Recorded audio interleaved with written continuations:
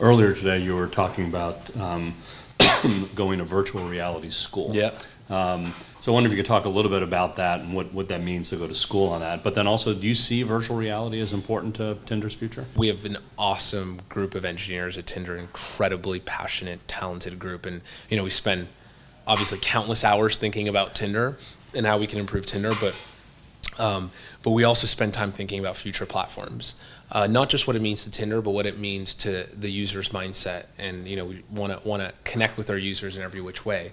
So I've grabbed a couple of the engineers who are well versed in VR and AR, and I'm holding weekly sessions with them where they're teaching me, and I think you can learn a lot from the people that you work with as well as your users. So I think that's been rewarding for me. As far as VR, it's too early to tell if there's a future for Tinder and VR AR, but I think for VR and AR itself, there's the form factor that we need to figure out. Right now, you want to find something that's socially acceptable. I'm not going to walk around with goggles. Yep. So I think it's going to take quite a while before we arrive at a form factor that's socially acceptable.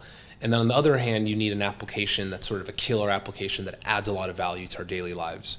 And we're far away from that too.